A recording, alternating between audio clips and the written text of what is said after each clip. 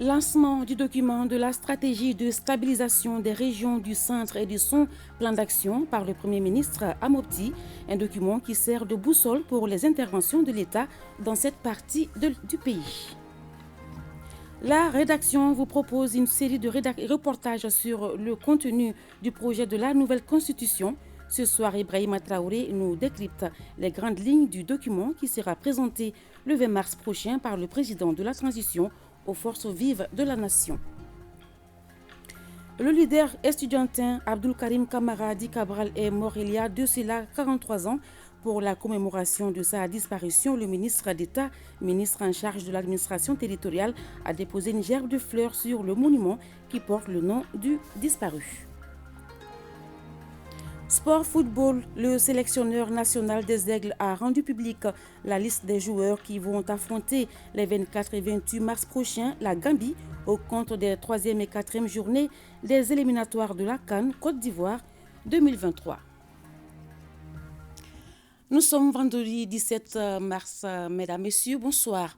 Le Premier ministre est à Mopti depuis hier et il a procédé ce matin au lancement du document de la stratégie de stabilisation des régions du centre et de son plan d'action. Ce document qui sert de boussole pour toutes les interventions de l'État dans cette partie du pays en proie à l'insécurité est le fruit d'une démarche inclusive de toutes les populations et de tous les acteurs au développement. Le compte-rendu de Alousseni Touré. Face à une insécurité grandissante qui a fini par englober en plus des régions du Nord, celles du Centre, il était apparu urgent pour l'État du Mali, en collaboration avec ses partenaires, d'élaborer une stratégie visant la stabilisation de cette partie du pays, d'où la mise sur pied du cadre stratégique de gestion de la crise au centre du pays. C'est elle qui va piloter sous l'autorité du Premier ministre la stratégie de stabilisation des régions du Centre. Elle se singularise par son caractère participatif. Le processus d'élaboration de la stratégie de stabilisation des régions du centre a mobilisé près de 700 participants, toutes catégories confondues, au niveau national et régional, suivant une approche ascendante et inclusive. Les consultations régionales ont concerné les 5 régions du centre. Ces concertations ont privilégié l'écoute systématique des représentants des communautés et des acteurs institutionnels opérant sur le terrain. La stratégie vise à collecter des informations sur les actions de stabilisation à entreprendre et les synergies nécessaires à l'émergence des solutions rationnelles. À moyen terme, l'objectif de cette stratégie est de collecter des informations afin de cerner le maximum d'actions de stabilisation pour éviter d'une part les duplications et enclencher d'autre part les synergies indispensables à la rationalisation des solutions pérennes de sortie de crise qui n'a que trop duré. Cette stratégie constitue une priorité pour la MINUSMA, dont le chef a réaffirmé l'attachement des Nations Unies à l'élaboration et à la mise en œuvre de cette stratégie de stabilisation des régions du Nord. Depuis 2019, le système des Nations Unies s'est fortement mobilisé en appui aux efforts des autorités maliennes visant à stabiliser les régions du centre. S'agissant plus spécifiquement de la MINUSMA, notre action a porté tant sur la protection physique de civils et d'infrastructures clés, en coordination avec les forces de défense et de sécurité maliennes, que sur la réconciliation entre communautés et l'appui à la restauration de l'autorité de l'État, y compris à travers la construction et réhabilitation d'infrastructures. Quant au porte-parole des partenaires techniques et financiers, il a exprimé la vision des partenaires, à savoir faire du centre du Mali une zone stable et prospère. Comme beaucoup d'autres domaines de développement, stabilisation et humanitaire, les PTF sont et resteront engagés aux côtés des populations maliennes pour faire de cette mission une réalité. Malgré ces dernières années très éprouvantes pour les populations, les appuis des PTF à travers les projets et les financements des ONG internationales et locales ont grandement contribué à surmonter les difficultés et soutenir les populations les plus démunies. Comme l'attestent les données fournies par le document de cette stratégie de stabilisation du centre, qui estime à plus de 600 projets et programmes qui sont financés par les PDF en faveur des populations du centre. Le Premier ministre a donc procédé solennellement au lancement de cette stratégie. nom du président de la transition, son Excellence Assimi Goïta, je déclare solennellement lancer la mise en œuvre de la stratégie de stabilisation des régions du centre et son plan d'action 2022-2024. Et je vous remercie, que Dieu bénisse le Mali. La stratégie de stabilisation du centre est une initiative du gouvernement du Mali qui est à la recherche de toutes les voies et moyens susceptibles de ramener la paix et la stabilité dans ces régions. En lançant ce document, le Premier ministre espère donner un coup d'accélérateur à cette initiative. Suivons un extrait de son discours propre recueilli par Alocénie Touré.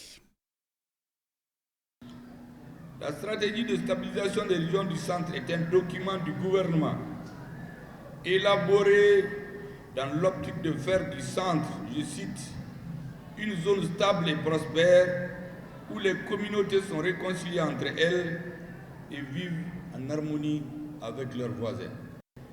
Cette vision tire sa substance de la nature de la crise multidimensionnelle que vit le pays depuis 2012 et qui s'est emparée d'une grande partie de notre territoire national. Honorables invités, mesdames et messieurs, le centre du Mali couvre les régions administratives de Ségou, Mopti, San, Douanza, Bandiagara, soit une superficie de 141 521 km² pour une population estimée à peu près à 4 500 000 habitants sur les 20 millions de Maliens. Depuis 2016, les régions du centre subissent les conséquences de l'insécurité initialement circonscrite dans le septentrion du Mali en 2012, vous vous rappelez très bien. Cette insécurité s'est installée et aggravée avec pour conséquence de nombreuses pertes en vies humaines, de dégâts matériels et de nombreuses personnes déplacées. Cette situation affecte durement les populations locales qui subissent déjà les affres néfastes des aléas et du changement climatique que le Sahel endure fortement. Honorables invités, mesdames et messieurs, les régions du centre, faut-il le rappeler, sont au cœur des défis complexes où se superposent le terrorisme, les conflits communautaires, la criminalité transnationale organisée et les actions violentes d'individus isolés, souvent des règlements de comptes. Le gouvernement du Mali a tout de suite pris conscience des enjeux. Et je vous assure que déjà en 2017, il a mis sur pied l'opération militaire d'Ambé et le plan de sécurisation intégrée des régions du centre. Ces initiatives ont été consolidées par des actions de stabilisation et de relèvement économique afin d'atténuer les souffrances des populations et stimuler le vivre ensemble et la cohésion sociale. L'objectif de ces initiatives était de mener une série d'actions concrètes en vue de circonscrire les conflits et les violences, doter les populations de structures socio-éducatives de base et opérer le retour progressif de l'administration. Honorables invités, mesdames et messieurs, dans le cadre de la recherche de solutions durables à la crise, le gouvernement de la République du Mali a créé en 2019 le cadre politique de gestion de la crise du centre doté d'un secrétariat permanent placé sous l'autorité du Premier ministre. Le cadre a pour mission, je cite, d'assurer la coordination au niveau stratégique et politique de l'ensemble des efforts de stabilisation. Fin de citation. Le président de la transition, son Excellence le colonel Assimi Goïta, a déclaré le 7 juin 2021, le jour même de son investiture, dans un discours, je cite, « Aujourd'hui, nous avons une responsabilité historique, celle de transcender nos divergences pour sécuriser notre pays, pour préserver son intégrité territoriale et pour créer les conditions de développement économique nous permettant d'offrir un avenir à notre postérité. Le ministre d'État, ministre en charge de l'administration territoriale, a déposé cet après-midi une gerbe de fleurs au monument Abdul Karim Kamara, dit Cabral à Lafiabougou. C'était à l'occasion de la commémoration du 43e anniversaire de la disparition de l'ancien leader estudiantin. L'amicale des militants et sympathisants de l'Union nationale des élèves et étudiants du Mali a à l'occasion organisé une marche en reconnaissance à l'illustre disparu. On retrouve l'élément au cours de ce journal. Le président de la transition a validé le projet de la nouvelle constitution du Mali. Lundi 20 mars, le chef de l'État présentera le texte aux autorités traditionnelles et religieuses ainsi qu'à l'ensemble des forces vives de la nation. La rédaction vous propose une série de reportages sur le contenu du projet de la nouvelle loi fondamentale. Ce soir, Ibrahima Traoré nous décrypte les grandes lignes du document suivant. Projet de constitution de la République du Mali, 29 pages, 191 articles. Un texte intégralement rédigé par des Maliens. Que faut-il en retenir essentiellement? D'abord, au niveau de l'État et de la souveraineté, la nouvelle constitution assure sans ambiguïté le caractère unitaire de l'État malien. Les langues nationales changent de statut en devenant toutes langue officielle du Mali. Le français est la langue de travail. La conception malienne de la laïcité est maintenue, bien définie et clarifiée. L'article 32 précise que la laïcité ne s'oppose pas à la religion et aux croyances. Elle a pour objectif de promouvoir et conforter le vivre ensemble fondé sur la tolérance, le dialogue et la compréhension mutuelle. En ce qui concerne les institutions, le Mali en aura 7. Le président de la République, le gouvernement, le Parlement, la Cour suprême, la Cour constitutionnelle, la Cour des comptes, le Conseil économique, social, environnemental et culturel.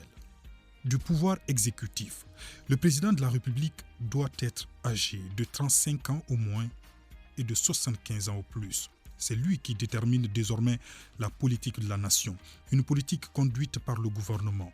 Une loi organique fixe le nombre des membres du gouvernement. Une fois par an, le président de la République prononce devant le Parlement réuni en congrès un discours sur l'état de la nation. Il peut, après consultation des présidents des 2 chambres et du président de la Cour constitutionnelle, prononcer la dissolution de l'Assemblée nationale. Du pouvoir législatif, il est exercé par le Parlement qui aura 2 chambres, l'Assemblée nationale et le Sénat. Les 2 chambres votent les lois et contrôlent l'action du gouvernement. Elles se réunissent en congrès pour des événements spéciaux, précise la nouvelle constitution. Du pouvoir judiciaire, l'innovation majeure est la création de la Cour des comptes. Le Mali se conforme ainsi au texte communautaire de l'UEMOA. Dans la nouvelle constitution, l'on note aussi des procédures de destitution de certaines hautes autorités. Elles concernent notamment le président de la République, le président de l'Assemblée nationale et le président du Sénat. Autre nouveauté, les modes alternatifs et traditionnels de règlement des conflits sont autorisés. Une loi déterminera les modalités d'application de cette justice alternative. En plus, un citoyen pourra désormais saisir directement le Conseil supérieur de la magistrature. Enfin, nous avons le Conseil économique, social, environnemental et culturel. À ce niveau, l'on remarque aisément l'ajout du segment de l'environnement sur les attributions de cette institution. Au titre des dispositions finales, le dernier article stipule ceci. La présente constitution sera soumise au référendum. Au cas où elle recueille la majorité des suffrages exprimés, le président de la transition, chef de l'État, procède à sa promulgation dans les 8 jours suivant la proclamation des résultats définitifs du référendum par la Cour constitutionnelle.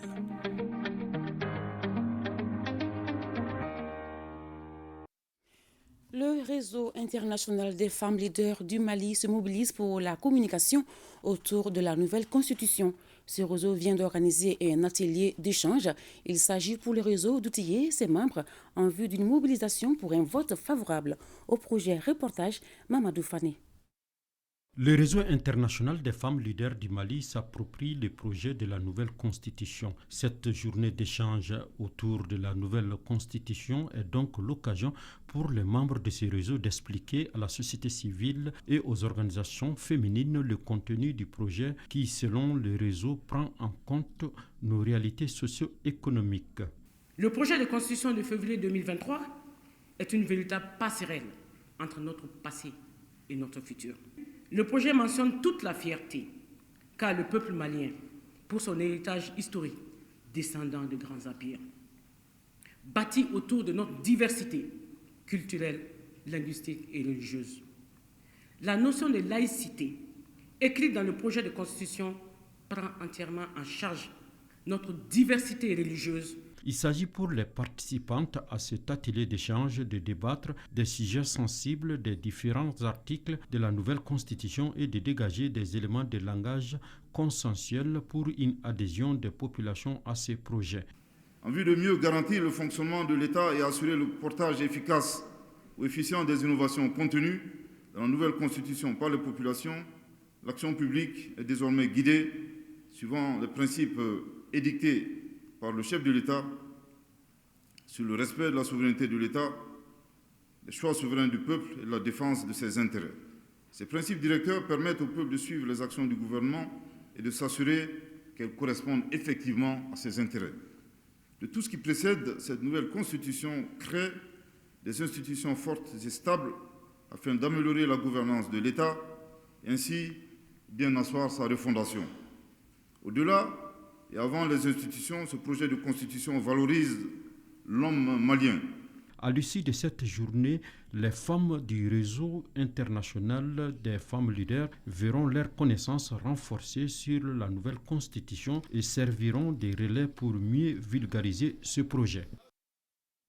Ce communiqué, le RENAGEM, salue l'esprit patriotique des Maliennes et des Maliens qui ont rédigé la nouvelle constitution et remercie le président de la transition pour sa capacité d'écoute et pour la démarche inclusive qui a caractérisé le processus de finalisation dans le but de prendre en compte les aspirations profondes du peuple malien dans le dit projet.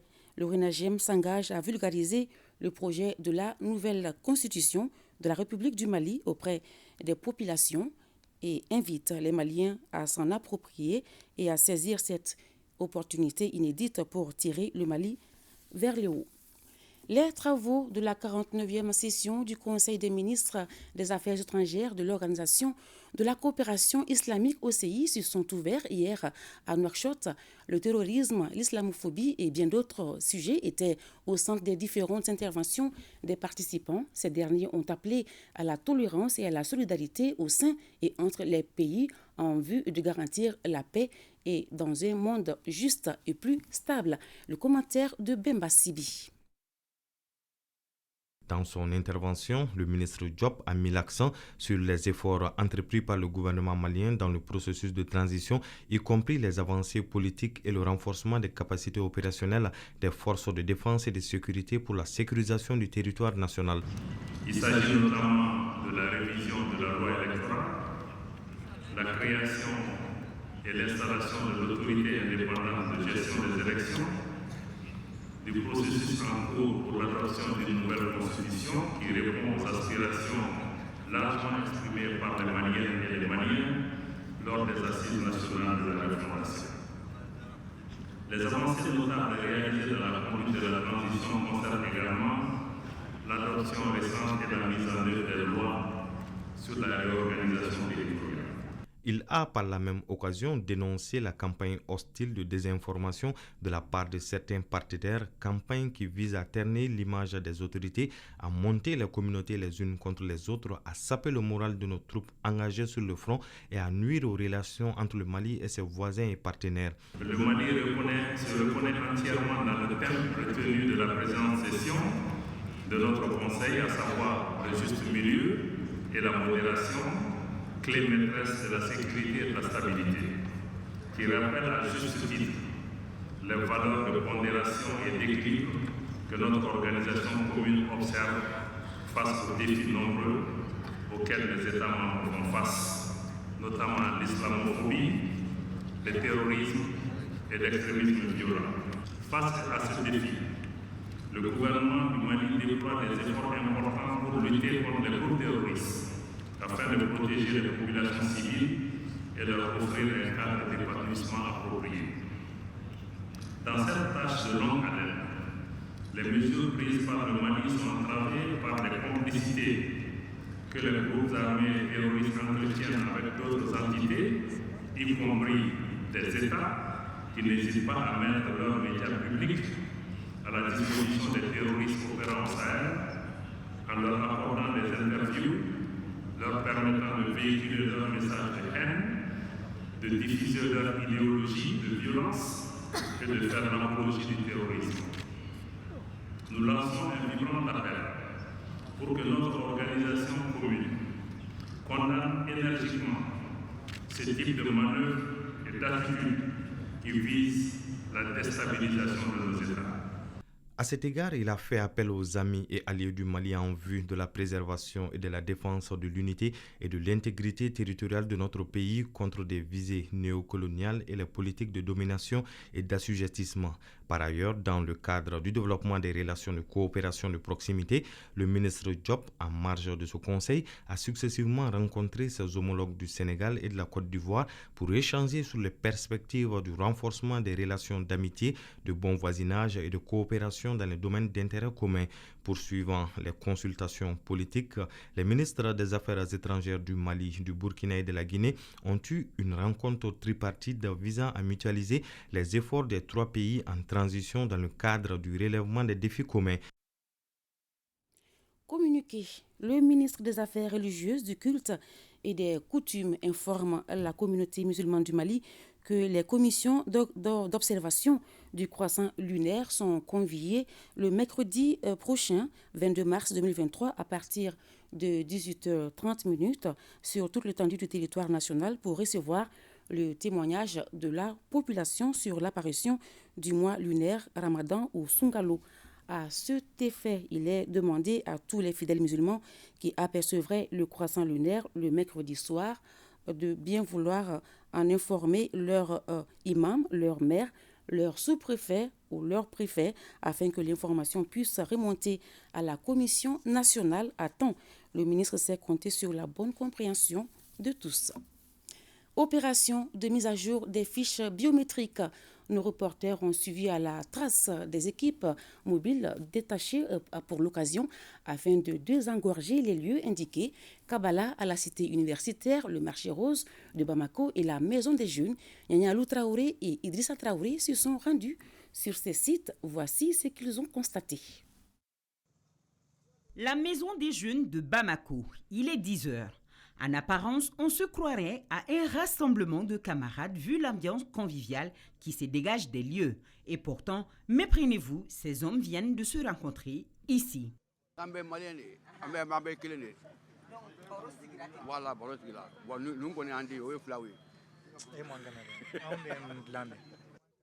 Le dénominateur commun est leur malianité. Et c'est ce qui les pousse d'ailleurs à être là ce matin pour accomplir un devoir citoyen, la mise à jour des données du NINA.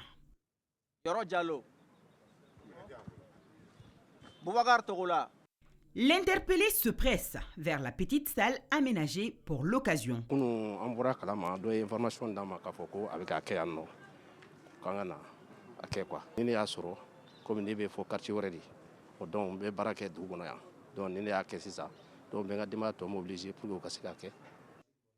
Trois militaires sont à la tâche ici à la maison des jeunes. Ils prennent de 8h à 18h jusqu'à 200 personnes. Le tout dans une totale discipline. Voilà Aboubakar Nyang accompagné de sa mère Aminata Kanté. Les deux viennent de terminer leur mise à jour. Il faut le faire, c'est ce changement d'évolution de la nouvelle carte. Et pourquoi vous êtes venu avec votre maman également? Parce que pour l'assister aussi par rapport à certaines choses qu'elle ne sait pas, comme par exemple enregistrement après, valider après sur l'internet, ça elle ne connaît pas. Donc je l'ai aidé pour ça après. Arrêtons-nous un instant sur les explications du lieutenant Sunkalo Keïta concernant la validation sur le site internet conçu à cet effet. Ce n'est pas très compliqué, c'est extrêmement simple. Vous mettez seulement votre numéro NINA sur le site, il y a un champ qui est destiné à ça. Vous allez mettre votre numéro NINA, ensuite la machine va vous faire sortir vos données. Ensuite, vous allez valider comme ça le nom, le prénom, ensuite l'adresse. Voilà, s'il y a des choses qui doivent changer aussi, vous mettez non, OK. Voilà, maintenant vous allez passer à d'autres champs qui vont vous permettre de spécifier le lieu de retrait. Et une fois que la carte va sortir, vous allez récupérer votre carte là-bas. Ajoutons qu'une fois terminée cette mise à jour, la carte biométrique servira non seulement de carte d'identité nationale, mais aussi et surtout de carte d'électeur pour les citoyens. Cap à présent sur Kabbalah, la cité universitaire. L'image est révélatrice. Les étudiants en longue file sont sur les nerfs aux environs de midi, heure de notre passage. Ça fait 3 jours comme ça. Depuis le mardi passé, on était là. C'était depuis 6 heures, on était là. Aujourd'hui, depuis 5 heures, nous sommes là. Ça ne marche pas. Vraiment, ça ne marche pas. On doit suivre la liste. On doit commencer par la première personne et jusqu'à la fin. Mais quand on vient, on fait la liste pour que ça soit normal. On vient et tout est mélangé, en fait. On n'a rien compris. C'est dans la salle d'enrôlement, bien plus calme, qu'on trouve les explications auprès de ceux supposés ordonner tout ce beau public. Aujourd'hui, il y a des agents pour les deux facultés, la FLESEL et la FES. Donc, vu le nombre d'étudiants de la FLESEL, ils sont plus élevés que les étudiants qui sont à la FES ici. Donc, c'est ça qui mène beaucoup de problèmes aujourd'hui sur le terrain. Moi, je pense que c'est une très bonne initiative. Vu la situation, on avait petites difficultés au niveau des cartes NINA. Si les autorités de la transition ont pu avoir cette initiative pour créer ça, vraiment, ça nous facilite la tâche. Signalons que 3 sites sont dégagés sur l'université à raison de 2 agents par salle face au nombre pléthorique d'étudiants. Un autre lieu, une autre ambiance. L'enrôlement, ça se passe également au marché rose grâce au déploiement d'une équipe mobile.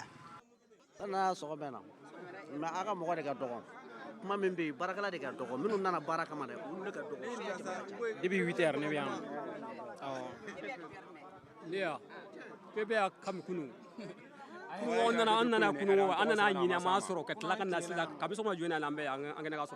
Cette équipe mobile au marché est rendue possible grâce au collectif national des acteurs des marchés du Mali, Senam Mali, qui en a fait la demande au ministère de la Sécurité.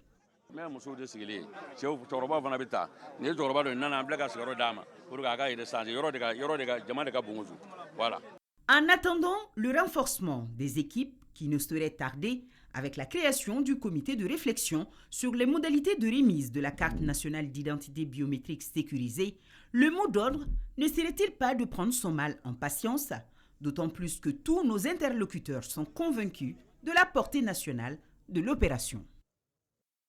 Je l'annonçais dans le sommaire, le ministre d'État, ministre en charge de l'administration territoriale, a déposé cet après-midi une gerbe de fleurs au monument Abdul Karim Kamara dit Cabral à Lafiabougou.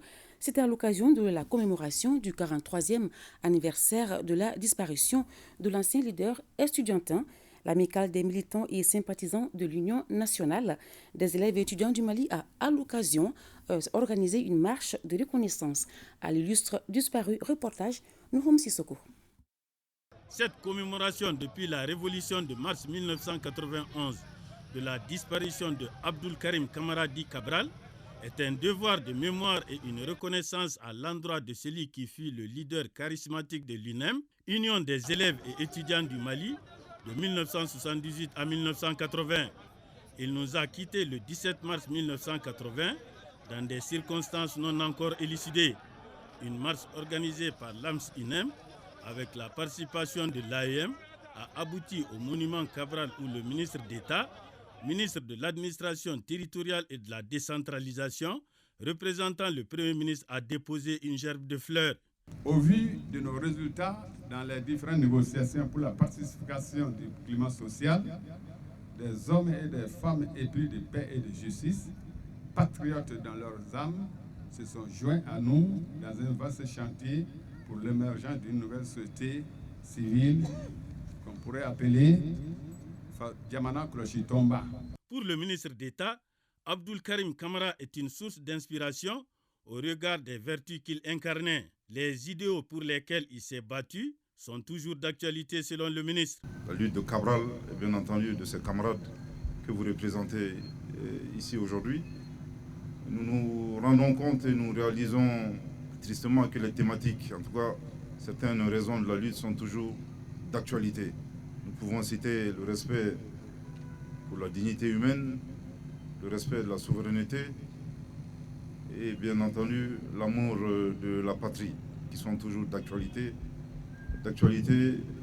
en particulier dans le contexte de la transition malienne. Dans le cadre de la refondation, il est très important que cette personnalité soit pour nous une source d'inspiration, pour nous également pour la jeunesse malienne. Plusieurs personnalités ont pris part à cette cérémonie de commémoration, parmi elles d'anciens ministres et présidents d'institutions. Les jeunes du Mali réaffirment leur soutien à la transition. C'est dans ce cadre que le ministère en charge de la jeunesse et des sports organise demain samedi une journée de mobilisation patriotique et d'engagement de la jeunesse pour soutenir la transition. Pour plus de précisions sur cette journée, écoutons le ministre Moussa Atayer. Il est au micro de Mamadou Fane. Vous vous souviendrez que le 1er juin 2021, le président de la transition, chef de l'État, recevait la jeunesse malienne à Koulouba. Lors de cet échange entre le président et la jeunesse, le président avait conclu la rencontre par ces propos. Je suis jeune comme vous. Si j'échoue, c'est toute la jeunesse qui aura échoué. À partir de ce moment, nous pensons que la jeunesse s'est sentie responsabilisée. Et c'est la raison pour laquelle j'ai initié une journée de mobilisation patriotique au nom de la jeunesse et d'engagement de la jeunesse le samedi 18 mars 2023 au Palais des Sports. Cette journée va consacrer, d'une part, l'unité de la jeunesse malienne dans toute sa diversité, dans toute sa pluralité et dans toute son intégralité. Elle va, cette journée, regrouper les jeunes de toutes les régions du Mali, de Taoudeni à Kaï. Chaque région va également défiler pour montrer son appartenance à cette jeunesse, d'une part, mais aussi l'appartenance à sa région avec les caractéristiques de sa région. Histoire pour nous de démontrer le beau tapis qui représente notre pays.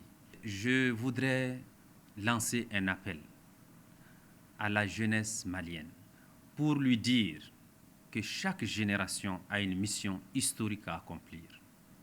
C'est à elle de l'anoblir ou de la trahir. Et je suis convaincu que notre part de mission en tant que génération, avec l'ensemble de la jeunesse nationale malienne, nous allons les relever avec fierté, honneur et dignité. Dans le même ordre d'idées, le CNJ Mali soutient la transition et compte le faire savoir demain au Palais des Sports Salamata Maïga. Il l'a fait savoir au cours d'un point de presse. Écoutons le président du CNJ Mali, Habib Dakou. Il est au micro de Bemba Sibi. Le CNJ veille et apporte son soutien à travers toutes les actions et œuvres allant dans le sens de l'intérêt de la nation. Pendant la transition, il en fait plusieurs fois et compte marquer de manière indélébile, cette fois-ci, sa présence à travers plusieurs actions. La première, c'est la présence massive de la jeunesse malienne à l'activité qui se tiendra au Palais des Sports le samedi 18 mars 2023, dont l'essence est la mobilisation en réponse à l'appel du président de la transition. Pour ce premier volet, le comité exécutif national du CNJ Mali est à pied d'œuvre et au-delà de cette structure formelle, je profite de l'occasion pour lancer un appel à l'endroit de la jeunesse de Bamako et environnement à prendre part à cette activité qui est la nôtre je le précise, qui est la nôtre, car l'appel du président est adressé exclusivement à la jeunesse malienne. Après cette activité du 18, le Conseil national de la jeunesse malienne est dans la dynamique de sillonner toutes les communes de Bamako, des régions et la diaspora afin de véhiculer des messages de communion entre fils du pays pour soutenir les actions hautement patriotiques et salutaires posées et en cours d'être posées par les autorités de la transition sous le leadership de son Excellence le colonel Assimi Goïta, président de la transition, chef de l'État. Fin de l'atelier national d'appropriation des réformes innovantes des droits de l'homme et de lutte contre la corruption et la cybercriminalité. Cette rencontre a permis d'élaborer une feuille de route d'opérationnalisation pour les structures nouvellement créées. Mamadou Fani. 3 jours de travaux ont permis aux experts et aux acteurs de la justice d'échanger sur les réformes innovantes en matière de promotion des droits de l'homme, de lutte contre la corruption et la cybercriminalité. Vous avez pu échanger, établir des feuilles de route, formuler des recommandations pour l'opérationnalisation du pôle national de lutte contre la corruption et la délinquance économique et financière, de l'agence de recouvrement et de gestion des avoirs saisis ou confisqués, de la Direction nationale des droits de l'homme et du pôle national de lutte contre la cybercriminalité. Les pertinentes recommandations sorties de vos échanges, avec la contribution des experts nationaux, des éminentes personnes ressources, des praticiens avérés, constituent incontestablement une boussole pour le département. À l'issue de cette rencontre, les participants ont souhaité la vulgarisation des textes de création de ces nouvelles structures et le partage des textes de bonnes pratiques pour un meilleur fonctionnement de ces créations dans l'architecture juridique du pays. Fin de formation de 35 officiers supérieurs, dont 4 personnels féminins de la 4e session du certificat d'état-major. Selon la hiérarchie, ces officiers stagiaires seront très prochainement déployés dans des opérations. Le compte rendu avec Ari Djoumatina. Le renforcement de la capacité de commandement et de leadership des cadres militaires occupe également une place importante dans la directive interarmée annuelle de préparation opérationnelle 2023 de l'état-major des armées. Ainsi, 35 officiers supérieurs venant de différents états-majors ont bouclé la formation de la 4e session du certificat d'état-major. Ce certificat d'état-major qui a vu l'insertion d'un 3e exercice tactique s'est déroulé sur 3 mois. D'efforts intellectuels intenses, riches par son contenu et savoir-faire.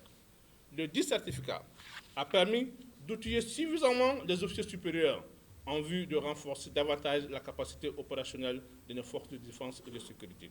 Le stage, qui a duré environ 3 mois, a permis aux officiers de se familiariser avec les techniques d'état-major dont les FAMA ont besoin de nos jours à tous les niveaux de la chaîne de commandement, d'où la nécessité des modules enseignés lors de cette formation.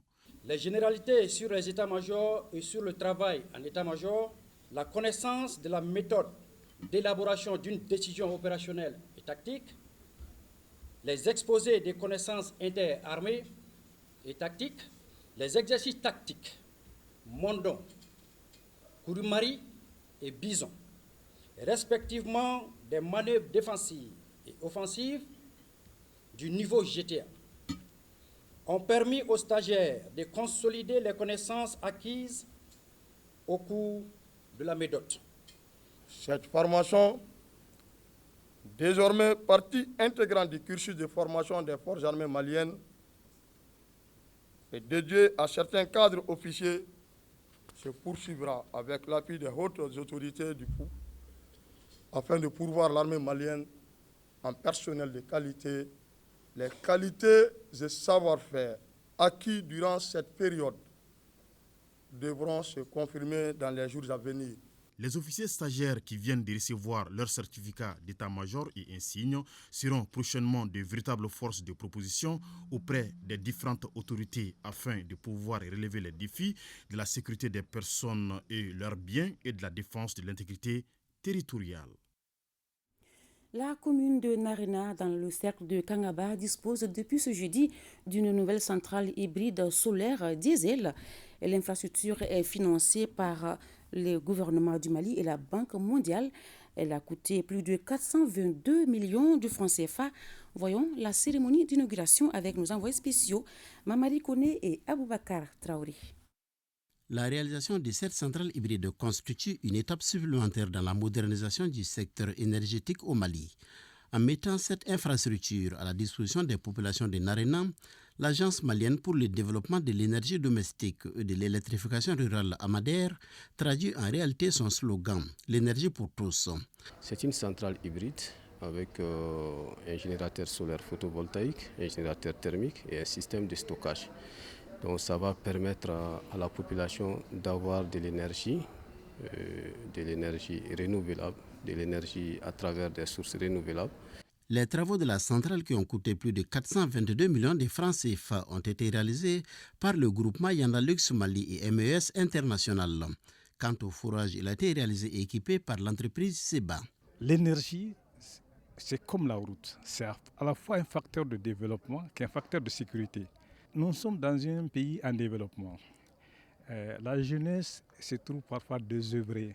Alors, avec cette centrale, nous aurons de l'électricité qui pourra permettre à certains jeunes de s'installer à leur compte. À l'horizon 2030, le gouvernement malien table sur un taux d'électrification rurale de 55% pour sortir les populations du sous-développement. Le projet a installé une puissance solaire photovoltaïque de 100 kW crête et une capacité de stockage des batteries de 320 kWh. Il dessert 372 clients domestiques, 20 clients productifs et 11 édifices publics et services administratifs, 70 points d'éclairage public. Le tarif des fournitures d'électricité est révisé. Il est de 180 CFA pour une durée du service de 18 heures par jour, contre une durée de 5 heures auparavant avec l'ancienne centrale thermique. A noter que la réalisation de cette centrale s'inscrit dans le cadre de la mise en œuvre du projet système hybride d'électrification rurale cher. D'un coût total de 44 milliards de francs CFA, le projet devrait permettre de réhabiliter et de renforcer les capacités de production d'électricité dans 46 localités du Mali. Le ministre de l'Éducation nationale a entamé hier jeudi une visite de travail de 4 jours en Guinée. Sidibé Dedo Ousmane, en compagnie de son homologue guinéen, a procédé ce matin au lancement de la finale du concours Miss Mathématiques 2023. Le récit de nos envoyés spéciaux Fademba Keita et Julie Traoré. C'est dans la transparence et avec honneur en tant qu'invité que le ministre de l'Éducation nationale du Mali ouvre devant les 11 filles finalistes du concours Miss Mathématiques 2023 l'enveloppe contenant les épreuves destinées aux filles du collège et aux finalistes du lycée.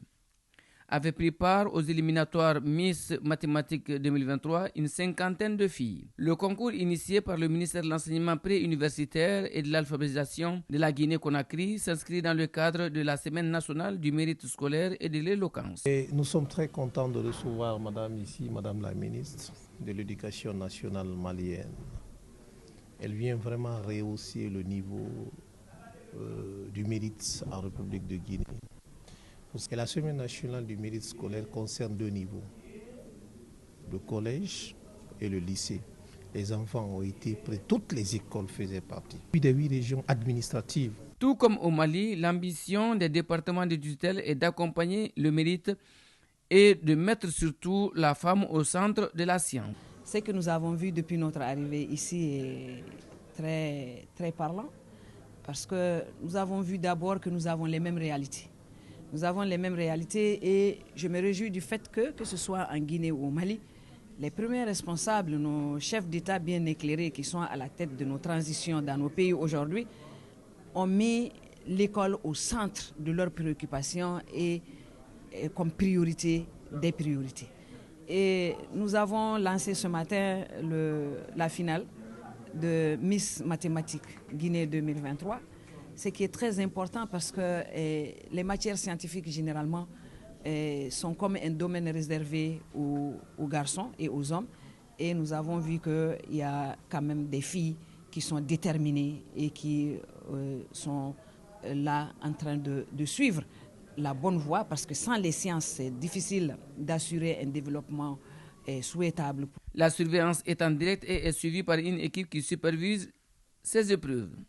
C'est une façon de déceler aussitôt les cas de fraude et d'irrégularité constatés dans la salle d'examen. Inauguration par le ministre du Commerce et de l'Industrie du nouveau bureau de la délégation régionale de la Chambre de commerce et d'industrie de Tombouctou. L'édifice a coûté environ 460 millions de francs CFA au RTM Tombouctou. Le reportage de Idrissa Goulou Sissoko. Ce joyau architectural qui vient d'être inauguré a coûté plus de 459 millions de francs CFA. Le bâtiment principal construit en R+1 est composé au rez-de-chaussée d'une salle de conférence de 230 places, une salle de réunion de 50 places. À l'étage, le bureau du président et des vice-présidents et plusieurs commodités. Ce joyau nous fait oublier toute l'insécurité résiduelle, les enlèvements des personnes, des véhicules, les attaques, les pillages des camions de marchandises des opérateurs économiques, les braquages de véhicules de transport en commun et le dépouillement des passagers de tous leurs biens. Ces pratiques ainsi citées ont considérablement baissé aujourd'hui, voire disparu, sur certains de nos axes grâce à la détermination et à l'engagement de nos plus hautes autorités de la transition, à sa tête le colonel Assimi Goïta, qui ont fait aujourd'hui de leur priorité la sécurité des personnes et leurs biens. Dans son intervention, le président par intérim de la Chambre de commerce et d'industrie, Mandiou Sempara, s'est réjoui de cette inauguration au profit des opérateurs économiques de Tombouctou et a rassuré que les doléances seront traitées avec diligence. Les opérateurs économiques et les différentes fêtières se réjouissent de cette initiative de la Chambre de commerce et d'industrie du Mali. Pour le développement du commerce dans la région de Tombouctou, il faut l'entente entre les opérateurs économiques, entretenir ce grand bâtiment qui a coûté très cher aux contribuables maliens. Cette inauguration participe de la volonté des plus hautes autorités de la transition de moderniser les infrastructures. Le nouvel édifice contribuera à sa façon à moderniser l'environnement économique des affaires. Je voudrais inviter les bénéficiaires à en prendre soin pour le bonheur des populations. Ceci traduit la volonté des gouvernements de la transition sous le leadership du président de la transition, chef de l'État, son Excellence le colonel Assimi Goïta, de moderniser les infrastructures et équipements marchands. Rien ne sera ménagé pour assurer, et on fera tout pour que l'approvisionnement des marchés des denrées de première nécessité et à des prix abordables, avec le concours de l'ensemble des opérateurs économiques. Coupure du ruban et visite des locaux ont mis fin à la cérémonie.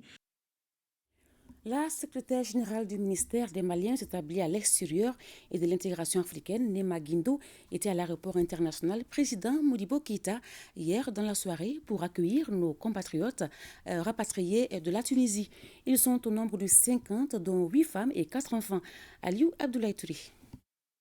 Presque 1h du matin, quand l'avion commercial de la compagnie Royal Air Maroc a atterri à l'aéroport international président Modibo Keïta.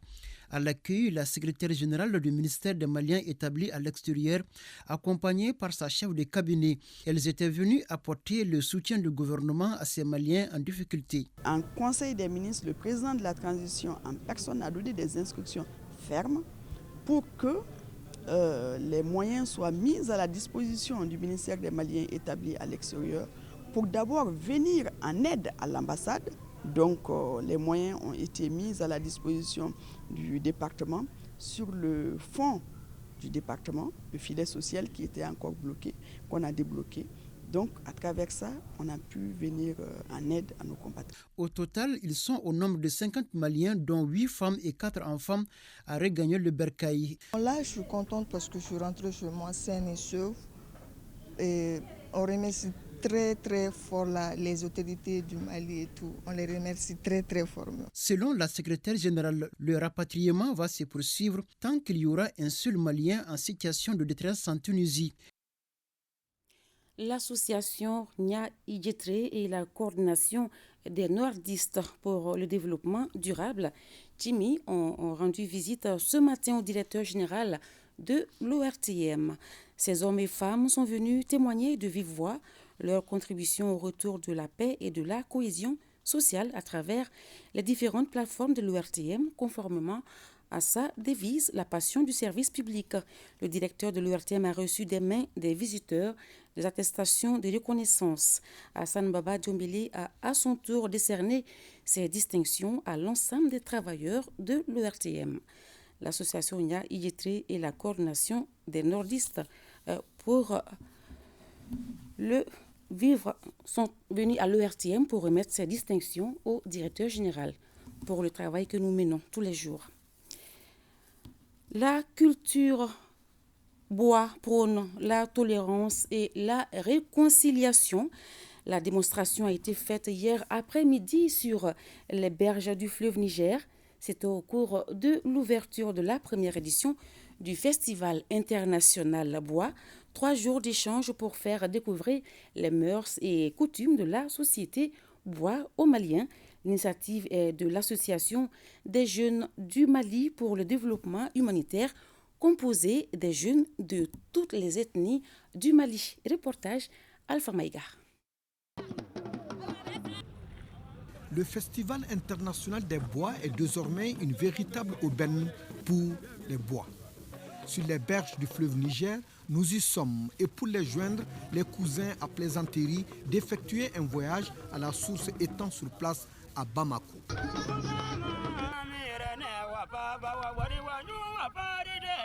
Ici, pour fêter le lancement du Festival international bois, avec nos frères du Burkina Faso, il est à l'occasion d'une mobilisation formidable des esprits, des cœurs et des énergies.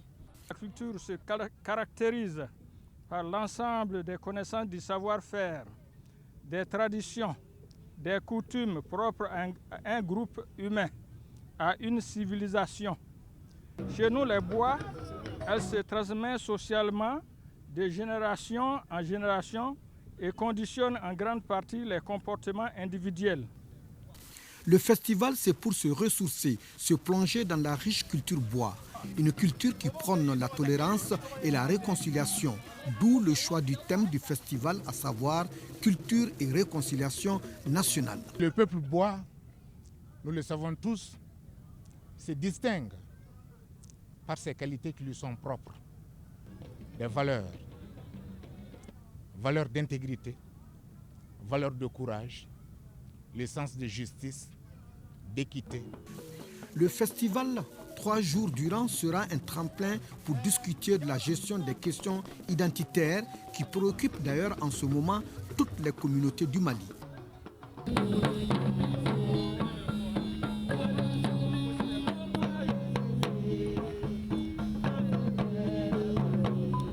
Avec la présence et l'invitation de toutes les communautés maliennes, le Festival international des bois va s'évertuer à inculquer la culture bois aux jeunes ressortissants nés loin du pays bois.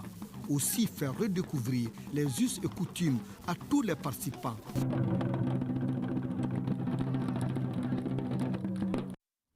Point Covid. Ce 17 mars 2023, les services de santé ont enregistré 3 cas positifs sur 183 tests réalisés, 3 patients guéris, 0 décès. Actuellement, 16 personnes sont sous traitement. Pour vous protéger et protéger les autres, suivez les mesures de prévention et faites-vous vacciner. Littérature, médias et dépravation des mœurs, fraude électorale et corruption politique au Mali. C'est l'intitulé du nouvel ouvrage de Moussa Sorossi. Dans cette œuvre, l'auteur donne son avis sur les questions de corruption et de fraude électorale dans notre pays. Parlons à présent sport. Ça y est, ils sont désormais connus, les joueurs retenus pour affronter la Gambie les 24 et 28 mars prochains. C'est au compte des 3e et 4e journées des éliminatoires de la CAN Côte d'Ivoire 2023. Une liste de 26 joueurs a été communiquée à la presse ce vendredi par le sélectionneur national des Aigles pour le rassemblement des Aigles qui commence lundi prochain. Éric Sekou Chel a fait appel à 5 nouveaux joueurs. Reportage Fotigi Tunkara. La double confrontation Mali-Gambie et Gambie-Mali des 24 et 28 en cours, comptant pour les 3e et 4e journées des éliminatoires de la CAN Côte d'Ivoire 2023, est entrée définitivement dans sa phase active. Après plusieurs semaines de réflexion poussée sur les tenants et les aboutissants, le sélectionneur national des Aigles du Mali a publié ce vendredi une liste de 26 joueurs.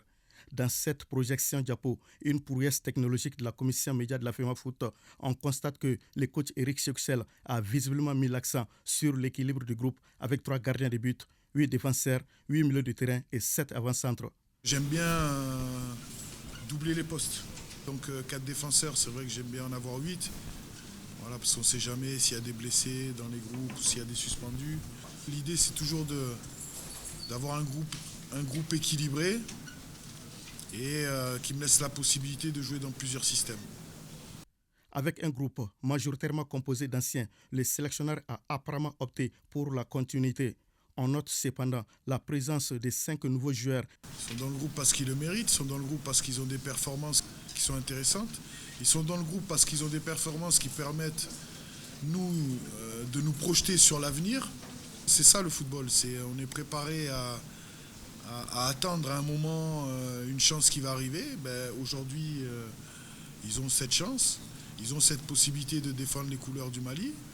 Parlant des absents, les questions de certains confrères ont eu trait au cas d'Abdoulaye Doucouré d'Everton, ménagé par les coachs, d'Ibrahim Sissoko de Sochaux et bien d'autres pépites, comme Moïse John Saïd du FC Annecy, qui conduisent les sélectionneurs Eric Sekuchel. Il y en a certains qui ne veulent pas venir. Ceux qui ne veulent pas venir, j'ai été très clair, j'ai dit que c'était un choix de leur part. Il faut respecter ce choix et puis avancer. Il ne faut pas que je ferme totalement les portes, parce que le but du jeu, c'est que le Mali gagne. Donc peut-être un joueur qui ne veut pas venir aujourd'hui, peut-être voudra venir demain. Le regroupement des Aigles à Bamako commence lundi et se fera dans un hôtel La Place. Au sein de cette 3e journée, le Mali est en tête du groupe H avec 6 points, devant la Gambie et le Congo 3 points chacun et le Soudan du Sud avec 0 points. Et les 5 nouveaux joueurs sont Aboubakar Doumbia, gardien de but, Issiar Dramé, défenseur, Moussa Diarra, défenseur, Ismaël Koulibaly, milieu de terrain, et Boubacar Traoré, attaquant. L'ORTM est en deuil. Aboubakar Traoré, dit manager, n'est plus. Il a tiré sa révérence ce jeudi 16 mars 2023 à l'âge de 38 ans des suites d'une maladie de courte durée. Il a déposé définitivement le micro après plusieurs années de joyeux services à l'ORTM. Il a été accompagné ce vendredi à sa dernière demeure par une foule nombreuse au cimetière de Kalabankoro. Boubacar Babli Touré. Chers téléspectateurs, ainsi prend fin. Cette voix a longtemps résonné chez les auditeurs de la chaîne 2 et les téléspectateurs de l'ORTM 1 et 2. C'est bien celle de Abdoulaye Traoré, affectueusement appelé manager. Vous ne l'entendrez plus, car l'homme de radio a décidé de déposer définitivement le micro après un rude combat contre la maladie qui a eu raison de lui ce jeudi 16 mars à l'âge de 38 ans. Né un 25 juin 1985, après ses études primaires et secondaires, Abdoulaye Traoré a été admis à l'INJS. C'est en 2007 qu'il obtint son diplôme d'animateur de jeunesse. Tout un souvenir pour les responsables de l'établissement et la promotion 2003-2007. Il a été toujours là pour tous ses promotionnels. Lui, il a eu la chance de participer, d'être un animateur avant même d'aller à l'INJS. À travers cette expérience, il a épaulé pratiquement tous ses promotionnaires pour qu'ils soient à la même hauteur que lui. Abdoulaye Traoré, déménagé, a été pour nous un étudiant exemplaire de sa rentrée à l'Institut national de la jeunesse et des sports jusqu'à sa sortie. Il a été un étudiant brillant, travailleur, courageux, assidu. Après son cursus scolaire à l'INJS, il est venu à l'ORTM en tant qu'animateur stagiaire à la chaîne 2. Une année après, il est intégré à la fonction publique et mis à la disposition de l'ORTM en 2008, où commença pour lui une carrière d'animateur. Il se fait distinguer à travers certaines émissions comme Cadence ou encore L'Onde de génie à la chaîne 2, Maxi Vacances sur ORTM 1 et des débats de société sur ORTM 2. Humble, travailleur, respectueux sont autant de qualités que retiennent ses collaborateurs sur lui. C'est pas facile de parler de quelqu'un qui nous lâche comme ça, parce que pour moi, Abdoulaye c'était la relève. Parce qu'on a travaillé plusieurs années ensemble, que ce soit à la chaîne 2 ou à la télé, où il est passé par toutes les étapes par rapport à l'émission Maxi Vacances. Et au moment où il s'apprêtait à prendre, à s'approprier la chose et il s'en va. Je retiens de lui quelqu'un de travailleur, très respectueux, très humble. Il aimait son travail, je l'ai dit, il adorait son travail. Abdoulaye Traoré dit manager, loin d'être un collègue, était pour moi un jeune frère. Je dirais, je n'ai jamais entendu quelqu'un se plaindre de lui. Il avait un comportement exemplaire dans le travail. Ses parents et amis ne tarissent pas également d'éloges à l'égard du défunt. Abdoulaye Traoré était un jeune très respectueux, humble et serviable. C'est une grande perte pour nous. Il a été un frère, un ami pour chacun de nous qui l'ont côtoyé. Je dirais même un incubateur parce que nous autres qui sommes arrivés des régions, il a fait partie de ces gens-là qui nous ont accueillis. Abdoulaye Traoré Manadjé repose désormais au cimetière de Kalabankourou. Il laisse derrière lui une veuve, des parents, amis et la grande famille de l'ORTM inconsolable. Dehors en paix, chers collègues. L'ORTM est reconnaissant pour les loyaux services rendus par Abdoulaye Traoré durant toutes ces années. Nous prions pour le repos de son âme. Ainsi prend fin cette édition. Merci de l'avoir suivi. Bonne suite de programme sur l'ORTM.